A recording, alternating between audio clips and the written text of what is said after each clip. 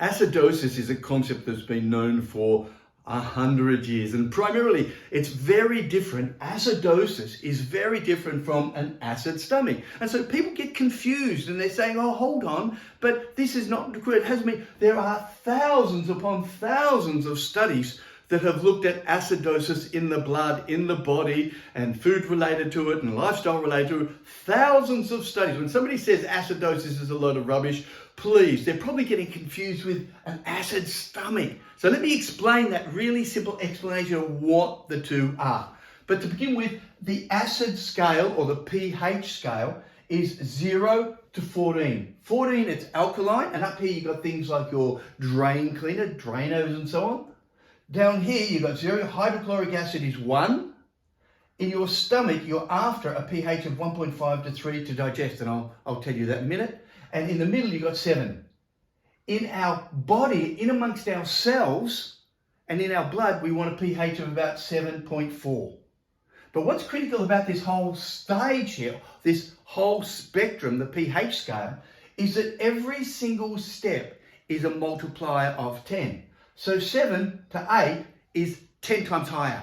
8 to 9 is 10 times higher. 9 to 10 is 10 times higher. So you can see that even a small change in the pH, a little number, one number, is a huge difference. And in terms of body biochemistry, one little change means literally going from 7.4 to 7.0 means you're dead. 7.4 to 7.5 means you get the idea? That one little change is huge and makes a huge difference in the body biochemistry. So let me explain acidosis. Acidosis is simple. It's about the blood pH and keeping it and maintaining it at 7.4. It does vary, but it only varies a really small amount to 7.39, 7.38, and so on.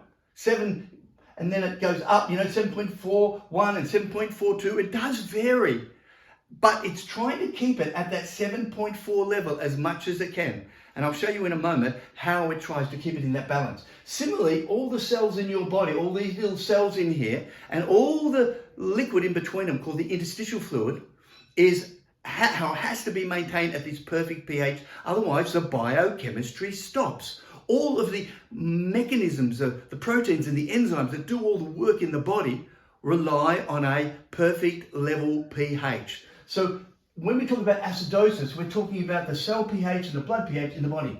When we're talking an acid stomach, and a lot of people get confused, and as a result, they spread a lot of myths out there. They just haven't done their homework. And remember, there are tens of thousands of studies on this area alone. And so when we get into here, an acid stomach is about making sure the stomach is extremely acid. And the cells in your stomach actually release hydrochloric acid, which is what we want. And that hydrochloric acid has a pH of around about 1. So extremely acid. And that pH of 1 then is diluted in the juices and the chyme of the stomach and the foods coming in. And it should be between about 1.5 and 3. Now, that correct pH means everything is going to be digested. But there are 3 critical functions that this pH determines. The first is if you've got a strong acid stomach, around about 1.5 to 3, then you can digest better. Minerals, for example, your magnesium, iron, zinc, selenium, all of those are often locked up in a matrix of food. So spinach, silver beet, rich in iron, or meat, rich in iron, it's not going to be released until you get a pH of 3. And then you've got proteins, all your little amino acids that do so much work around the body and are so important for you, your bones and your skin and everything runs on pH, your proteins and so on, amino acids.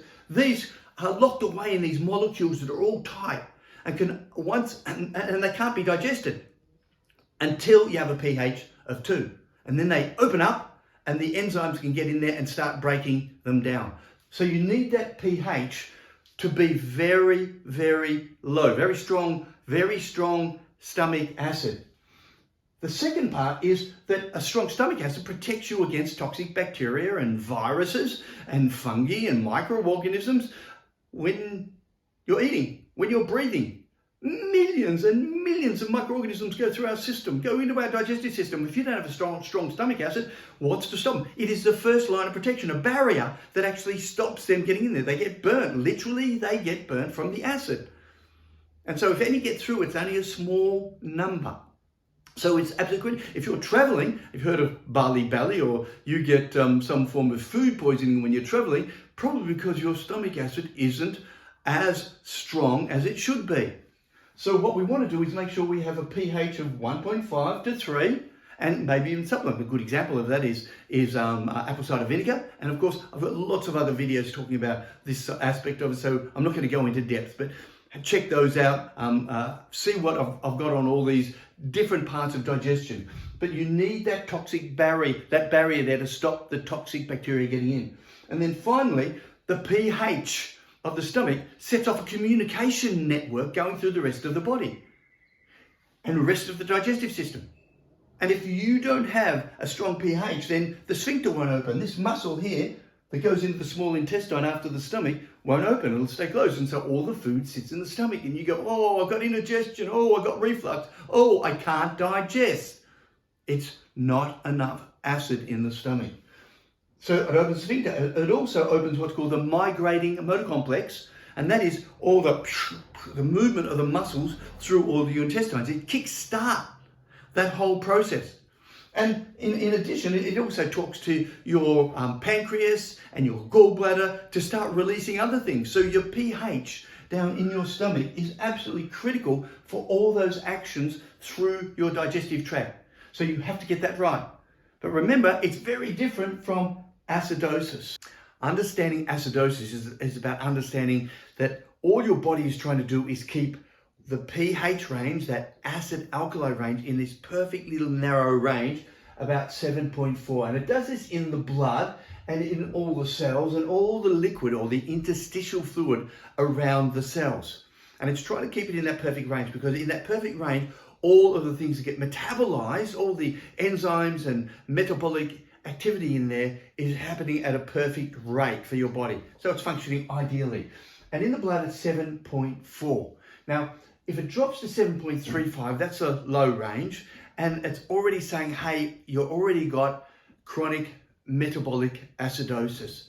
And so the body wants to get rid of it, wants to keep it at 7.4. If it goes up, it can be too much alkalinity, but in most cases, that's relatively rare. So we've got too much acid. And the first way that the body gets rid of it, and the instant way, is through breathing it out, the lungs. By breathing out carbon dioxide, you're actually getting rid of carbonic acid from the body. So when you're being active and so on, it converts some of it into carbonic acid, takes it up to your lungs, and you expire it out. So the more active you are, obviously, the more you breathe out, the more you breathe the oxygen in. So it's a win-win situation. And of course, that that changes the pH, and it brings it back to a little bit closer to 7.4, which is what we want. And everything's got the right pH to function properly.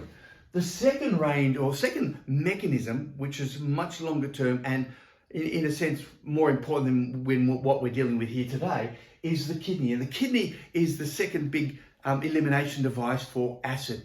So all of the blood runs through the kidneys, and it says, okay, there's a bit too much blood, a bit too much acid in the blood. I want to get rid of some of it. So it locks it away and you pee it out. And the more acid-forming foods or the more acid-forming activities or something you do, then the more it pees it out. And as long as it can. But there's also a point where it says, okay, look, there's so much acid in there, I can't pee it out anymore properly because it's going to hurt my little tubes down there. And so it mixes the bicarbonate, the alkalinity with it, and we can still pee it out. And this is what the body does. It tries to balance out that acid urine. And what you want is, when you measure your urine, which you can with a little pH strip of paper, it should be 6 to 7.5 or something like that should be the range. That's ideal. It will vary every single time you pee, every single day, every different times of the day, and so on. The point is, you're trying to keep it on average around about there. I measure the urine pH first thing in the morning, first pee. So you've got it in there. The kidney excretes the acid gets rid of it out of the body as long as you've got enough bicarbonate to balance it, and the kidneys say thank you. Now, if you don't, then some of the acid can build up in the kidneys and you end up with chronic kidney disease and kidney stones. Now, some people are saying, hold on, is that the cause of kidney stones? Well, it's one of the major factors in causation of kidney stones. Yes, it is. So understanding acidosis gives you an understanding of how you can prevent kidney stones and reverse kidney stones, of course. So what also happens is what you're going through the kidneys, your kidneys will also take out the bicarbonate from the blood. So if you've got extra bicarbonate because you've been having a bit of sodium bicarbonate, or you're eating lots of vegetables or prunes, which are one of my favorite foods and one of my favorite superfoods, very alkalizing and produce a lot of bicarbonate, then your body says, okay, I'm going to store some of it. And so your kidneys act, one, to recycle any bicarbonate coming through the body, any excess, create some bicarbonate so they can actually put some of the molecules together, and to store it. And basically all of this is happening, that's bicarbonate, that's the chemical formula for bicarbonate, that happens in here in the kidneys. And what you want is your kidneys to have this nice store of bicarbonate. And the bicarbonate then can be then shuffled around all the different parts of the body where it's needed on a regular basis. And it puts it in the blood and it goes around and it can be taken out at all the places that you need it. And the first place that we're going to talk about where it needs it is, so the bicarbonate, it goes to your salivary glands, and your salivary glands act as a store.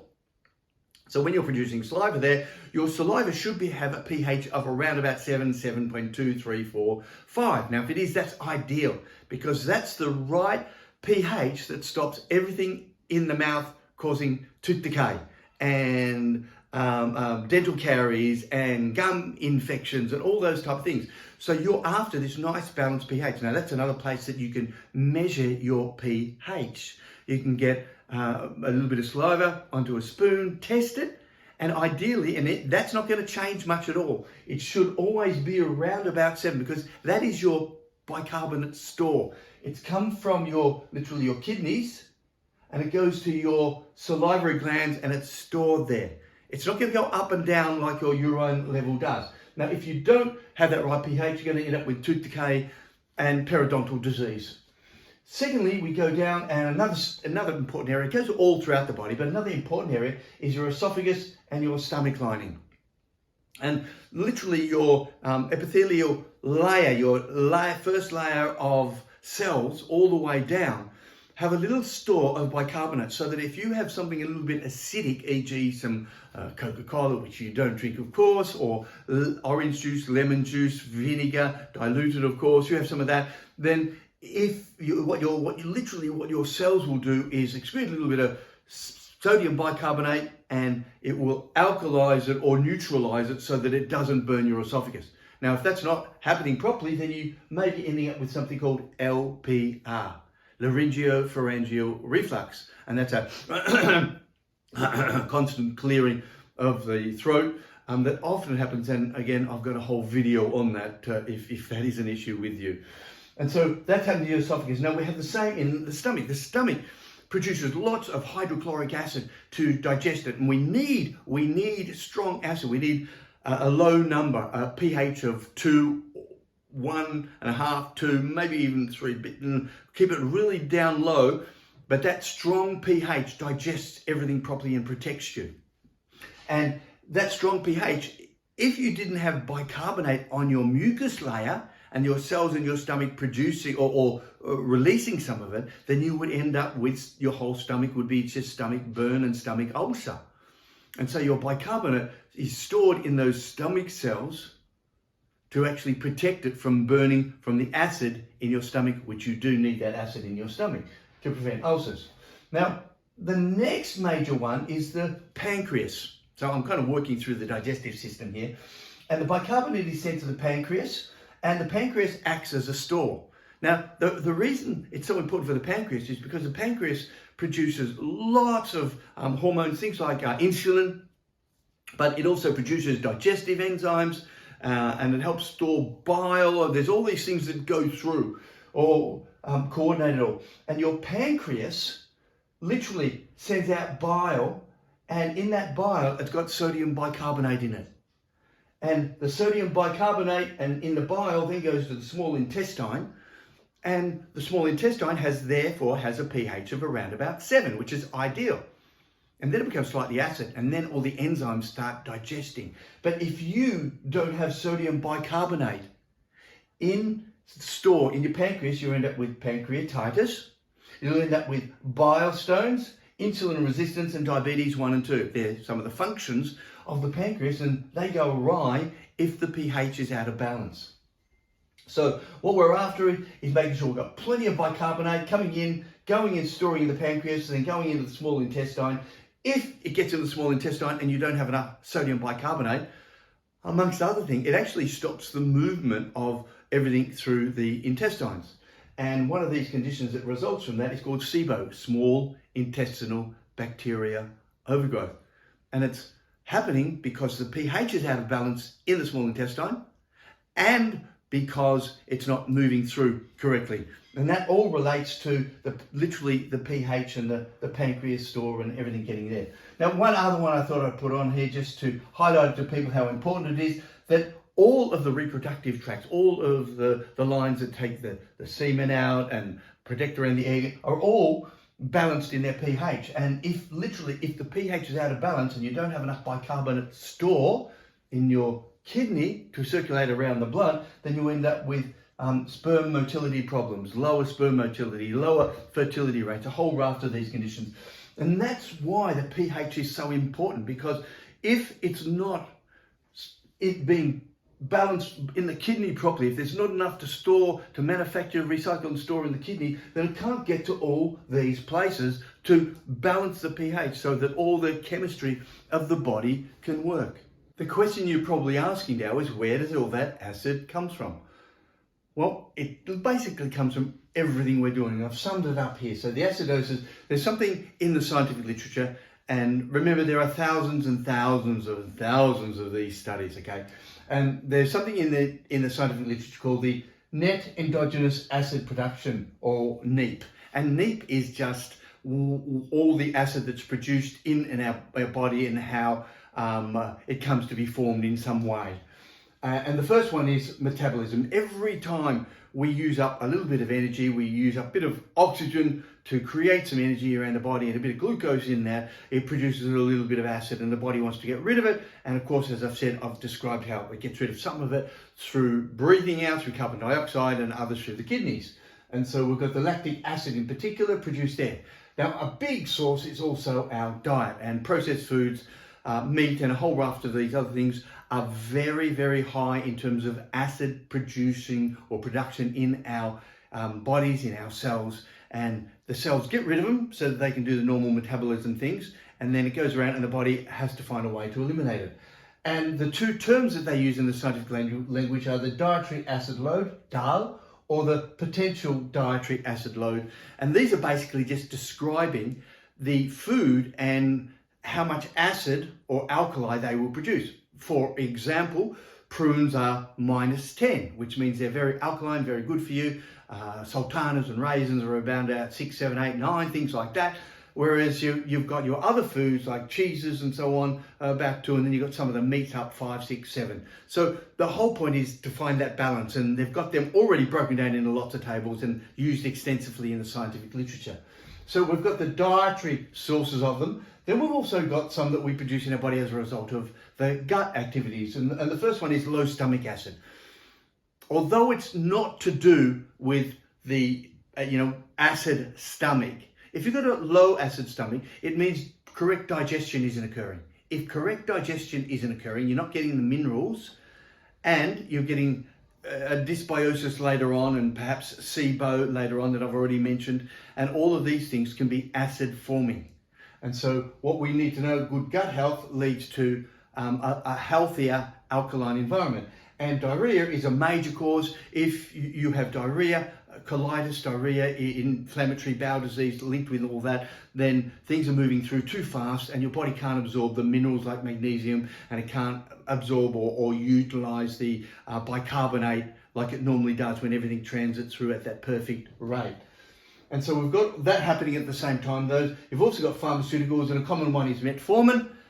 People don't realize that it too is acid forming, and only a small number will actually have serious effects of it. But if you're aware of it, then you can do something about it now. Perhaps another one is other corticosteroids, which are likely to be acid forming. And then diseases. Obviously, chronic kidney disease is a major issue. The kidneys aren't functioning properly. You can't get rid of the acid out of the body, and so it accumulates, and as a result, you end up with the stones and further chronic kidney disease, a whole raft of these other health issues around the kidneys. And even aging appears to be a problem in this area, because as we age, our kidneys become less efficient at eliminating the acid. So we're more likely then to suffer. People say, why am I getting the kidney stones now? And why do I have all these issues now in the body? One of the reasons is we're not eliminating the pH, the acid levels out of our bodies as we age. So here are some simple strategies. If you understand that, you go, wow, this can help reverse some of that aging crisis that we're going through. Then you've got diseases, cancer, which I'll talk about in a moment, is a major disease driven by acidosis. Cancer relies on acidosis to form, reproduce, and spread around the body. It relies on that to be able to move into the cells next to it, kill the cells around it, and move into the cells. So a lot of research has gone into cancer and pH, and we know that keeping your body alkaline absolutely lowers the risk of many forms of cancer. And infection is another one, including viral infections. And finally, toxins too can be a contributing factor in the production of acids in the body, and as a result, you'll end up with more acidosis. So that's a list of most of the sources of acid in the body, and this is how our body deals with it.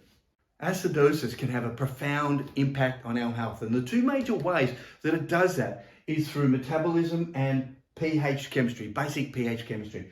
And the first one is that our body runs on enzymes. These are the protein molecules that run everything from our breathing to our metabolism to cleaning up our arteries to digestion. Everything in the body, putting calcium on the bone, everything runs on enzymes. They speed up the process. And these enzymes have a very narrow pH range at which they're able to work. And they're all very specific. So the ones in the blood, for example, here's my little diagram, are 100% effective at 7.4. When the pH is 7.4, then they're 100% effective. But if it drops off, even to 7.35, it's dropped down, and it's down to about 50% efficient. So you can imagine what's happening in the blood, where there are dozens and dozens of enzymes in the blood, cleaning up the blood, cleaning out, making sure the blood's running properly and everything functions in there, yes. All these enzymes are doing that work just in the blood, and a slight change in the pH is altering it. Now, our body will try and adjust that to keep it at that range of 7.4, but it can't do it all the time. Not if the constant onslaught with an acidosis, an acidic environment, acidosis in our diet and so on. So we've got to manage that level 7.4, and that describes the role of enzymes and how enzymes can be so impacted by a small change in the pH. The second one is basic pH chemistry. And I learned this back in year 10, which was, by the way, a few years ago, and perhaps I didn't understand the importance of it. But an acid and an alkaline, when you combine those two in a liquid, acid and alkaline, you end up with salt crystals and water. Simple chemistry. What are those salt crystals? Well, they tend to be what we call stones. Hold on, so the kidney stones and the gallbladder stones, all those stones are getting in the way, and people are saying, oh, what are they about? One of the basic fundamental principles of chemistry is that acid plus alkali equals stones plus water. Now, you're thinking, oh, why would that happen? Well, the body's incredibly smart. And what it's doing is saying, well, if I maintain that acidosis in the kidney, my kidneys are literally going to be acid burned. If I maintain it in the gallbladder or, where I'm going to be acid burnt. So what do? Well, it says I'm going to store it away. I'm going to put it away somewhere, out of the way, until I can get some more alkali into my diet, alkali into my blood, alkali into my lifestyle. And so the stones are actually a way of the body hiding it, literally hiding it away, so that the acid no longer causes a problem. But after a while, if there's enough stones accumulating, then you end up with all of the health problems associated with the stones. And of course, that takes me over this side, where you've got all the basic pH chemistry problems stones being formed in the kidney, gallbladder, arterial plaque in your arteries. So if your arteries are just a little bit, they have to be at 7.4. If your arteries drop down just for a little bit, then the body says, oh, quick, get some alkalizing minerals in the body from the bones. The calcium and the magnesium from the bones, it brings it up, circulates it into the blood, and the mineral, the calcium mineral, hits the little bit of acidosis in the blood, and it forms a calcium plaque on your artery. Basic pH chemistry. So we've known this for a long time. So it's not the cholesterol that causes the problem, it's the calcium plaque that causes the problem. It sits on the top of the cholesterol and literally becomes rigid and hard like a rock, and therefore doesn't allow and hence you end up with all the strokes, heart attacks and things associated with a calcium plaque. And all it is basic pH chemistry, the same that occurs in gout with a build-up of uric acid forming there, and if there's enough builds up until it gets to a pain. And then we get to and say, oh no, why? Well, perhaps if we thought about it a year or 2 or 3 or 4 earlier and said, let's look at our diet and our lifestyle. Let's look at ways that we can alkalize or check out. Now, I've got lots of videos, by the way. I've got a video all about gout and how it actually comes from the gut. And I've got a lot of videos on alkalizing. I've got the sodium bicarb miracle. And that video explains how sodium bicarb can work to actually help alkalize the body, along with the healthy diet, which we've got the alkaline diet. Now, the great thing about this is you can start right now and it's starting to work and you get the chemistry going straight away. The second one is through the metabolism. Now, these are all working hand in hand, okay? It's not one problem and another problem that you're going to, show up and so on. All these problems are occurring at the same time. So the first things to do with metabolic problems that we see in our body are things like muscle fatigue, because you would know that if you're exercising far too much or a lot, your muscles become tired. They come, and even the next day. The reason they're doing that in a lot of cases is the buildup of lactic acid. Your body hasn't had enough time to clean it out. So a good massage, constant moving of it without doing much stress on it, constantly clears that out. Drinking lots of liquids helps clear it out. And of course, something that's alkaline in your, a little bit of sodium bicarb that they use in sport. Yep. In a lot of sports, they use a little bit of sodium bicarb supplement to help clean up that acidosis forming in the muscles. So you've got muscle fatigue. Commonly, you will find that acidosis is associated with CFS, chronic fatigue syndrome, as well as lots of other conditions related to fatigue. Then you've got brain fog, another common condition linked with acidosis and other conditions, particularly things like SIBO, small intestinal bacteria overgrowth, is really strongly associated with brain fog and acidosis and so on, but we've got lots of conditions in there. You've got organ damage as a result. The kidneys are constantly the organ doing the main clean out of the acid, putting it into the urine. But if it has to put it through the tubes in the urine and it doesn't have the bicarb to neutralize it a bit, then it's literally getting acid burn. Now, it's a strange way to think about it, but it's getting acid burn. The acid is causing damage in there. Repetitive damage leads to chronic kidney disease. Oh, hold on. And then you get the formation of stones in there as well, which is an indicator of chronic kidney disease. And of course, you've got pancreatitis, like I mentioned earlier, the fact that the pancreas is the organ that deals with the enzymes, which have to be kept in at the perfect pH. And if they're not, then hold on, what happens? They start to digest everything in there. You've got the insulin factor in the pancreas where the insulin is produced, and you've got a whole raft of other things that balance it out. And so your pancreas is critical and one of the organs that is affected by both the metabolism and the pH chemistry. And then you've got metabolic syndrome, diabetes, as a result of what I've already mentioned with the pancreatitis and a whole raft of issues there. It's well established that a small change in the acid level in the blood affects insulin solubility and the impact of insulin's ability to be able to move sugar across into the cells, which is what you want it to do. You want it to move into the muscle cells where it can be metabolized and eliminated. But the pH chemistry, if it's slightly acidic, doesn't allow that to occur. So it'll sit in the blood a lot longer. pH chemistry is so important. And hypertension, you've got bone health. As a result of the acidic state, one of the major ways that the body draws on alkali in the body is bringing up the calcium from the bones. And if it's constantly doing that, then it's constantly taking bones, literally calcium off the bone. Now, one of the other factors in there is that the research demonstrates that even a small change in an acidic state in the blood and the interstitial fluid around the bones stops the osteoblasts putting the calcium on the bones, but it continues with the osteoclasts taking calcium off the bone. So it actually stops the regrowing of the bone and the increasing bone mineral density, or at least the balancing of the bone mineral density. And that's all a result of the acidosis state. Then you've got mental health because of the total imbalance around the body. Things, the nervous system not functioning, the brain cells not being able to function at 100%, everything from depression, stress, anxiety, a whole raft of these conditions are linked with acidosis. And then the final one, and this by no means is this comprehensive of all the health effects of an acidosis state, but the final one is literally the cancer cell. And through the immune system, the whole immune system is impacted by the state of acidosis. So it's all running inefficiently and ineffectively.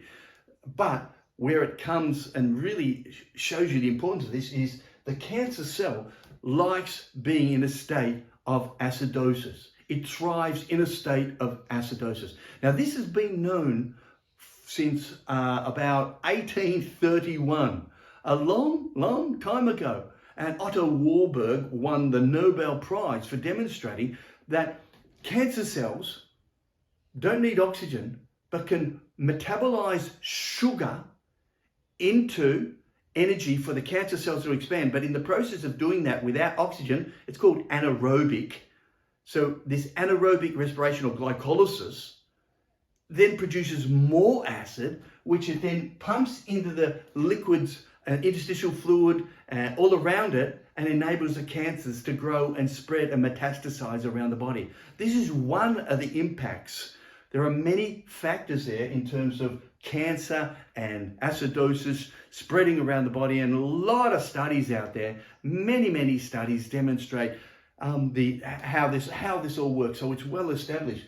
And there's lots of research out there saying, okay, can we alkalize the cells, cancer cells, to actually prevent cancer? And there's some good results on there. A lot of people very keen on developing this area as a cancer treatment and cancer prevention, of course. And then finally, we end up that all the studies show that there is an increased risk of mortality. So we tend to die earlier as a result of being in an acidosis state. So there is no doubt about this. It has a huge impact on our overall health and well-being. This is just a summary. We know the primary mechanisms out there, so what we need to do is do something about it. Now, we've also got a video all about the sodium bicarbonate miracle. We've got more videos on acidosis and alkali state and alkali foods and acidosis in foods and so on. So subscribe to our channel, and as we produce more information, you'll be informed about it. And if you like this information, please tick the like button and share it with your friends.